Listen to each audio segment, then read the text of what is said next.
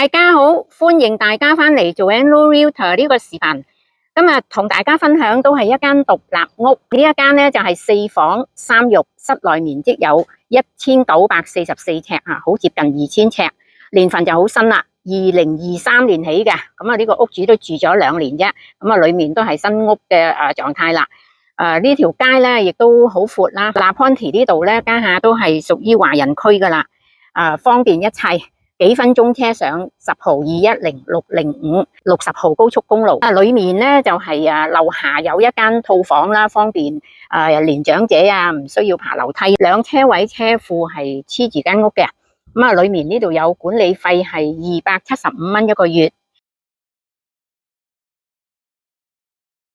一欄有5間屋，咁啊每間屋個旁邊咧係有一個 guest parking 嘅，先來先泊。咁啊而且咧好方便啦，可以泊喺街啦吓，唔使擔心冇位泊車。咁啊2車位車庫嘅，咁佢呢度個PUD 咧個好處咧，佢只係單邊屋嘅啫。咁啊所以咧呢個 driveway 都好闊落啊，有一個安全鐵閘嘅，每一間屋都係有2個遙控嗰個 remote control。講到地點呢度都係華人區啦，所以好附近嘅可以揾得到係華人超市、各式餐廳、銀行等等嘅。上市價錢87萬8。好啦，我哋入去睇裏面。入到嚟，我哋首先見到嘅係一個客廳。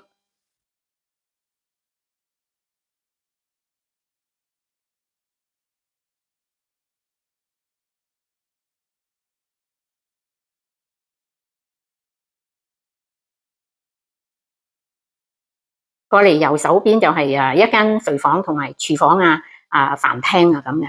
咁啊呢度咧係2車位車庫。呢個車庫都好闊落。呢邊咧就係安裝洗乾衣機嘅。都有一個洗手盆喺度。好，我哋入去睇下廚房。呢間屋個年份咧就係2023年。呢個係共用浴室。過嚟呢邊手廚房同埋餐廳。呢個業主咧喺度住咗2年嘅啫，咁都好少煮食啦，變咗睇起上嚟好似新一樣嘅。我入嚟仲係聞到新屋嗰啲材料嘅味。咁呢邊咧就係一個 pantry 啦，裝乾糧罐頭咁樣嘅，都幾大下嘅。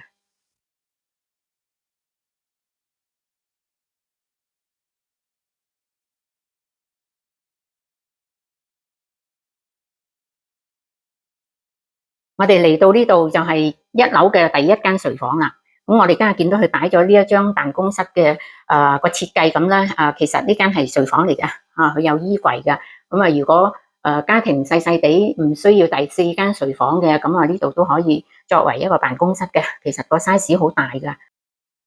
過嚟呢邊手咧就係剛才我哋睇咗啦，嗰個共用浴室嘅。咁喺呢邊如果我哋喺個走廊呢度入嚟嘅，就係一個 share bathroom 啦。咁其實咧佢都係有條門俾嗰間睡房咁通過嚟，都可以作為一個樓下嘅一個主人套房咁嘅。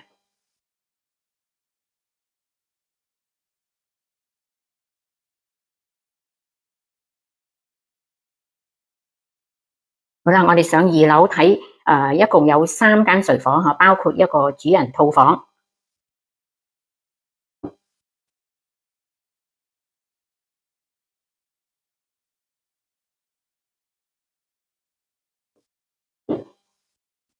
好，上到嚟我哋先過嚟右手邊，呢個咧就係一個樓上嘅共用浴室啦 ，share bathroom 啊。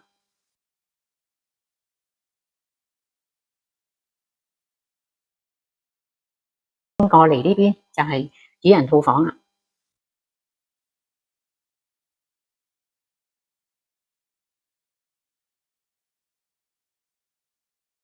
跟住落嚟呢個就係主人嘅浴室啦，有2個洗手盆。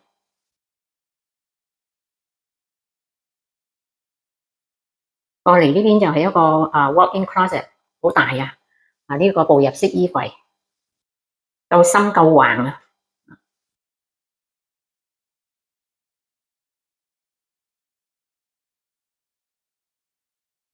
啊！呢個浴缸咧係有Jacuzzi嘅，咁再加一個企浴，呢邊就係個洗手間。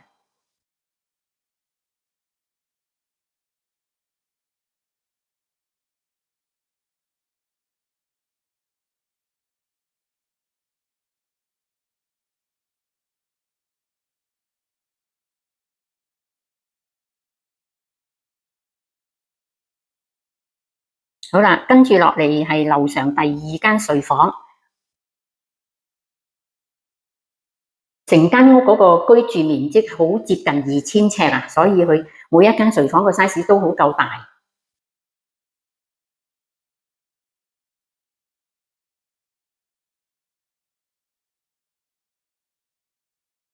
最後嚟到2樓嘅第3間睡房啦。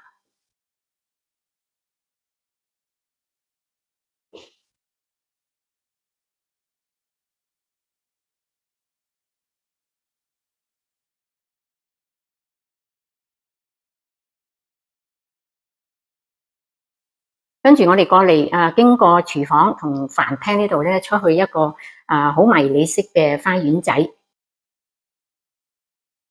出到嚟就係間屋個後院啦。因為佢始終都係 PUD 雖然獨立屋冇任何一幅牆係黐住個鄰居嘅，自己係獨立嘅。一欄5間都係獨立嘅。咁有細細嘅花園啦，種下少少草或者果樹都 OK 嘅。咁呢度就有中央空調啦，呢邊就係旁邊嘅屋啦。咁鏡頭向緊咧喺出邊嗰個閘嗰度咧，呢度我哋睇到呢個閘出去咧就係一個 parking 位嚟嘅，可以泊車先到先得嘅。呢一間係一間獨立屋喺納昆提市，整幅地咧大約2萬尺到啦，咁就起咗有5間嘅獨立屋，裏面嘅一共有4房3浴，樓下一個套房，樓上有一間大套房同埋2間嘅獨立房嘅，居住面積好接近2000尺。呢一間又夠大又夠新嘅，2023年起只係短短2年新嘅獨立屋，個管理費就係275蚊一個月，上市價錢就係87萬8。如果大家有興趣想約個時間過嚟睇嘅，或者想知更加詳細嘅內容，歡迎打電話揾Joanne626-758-8950。多謝大家，最後恭祝大家身體健康、合家平安，每日開開心心。約定你下個影片再見。拜拜。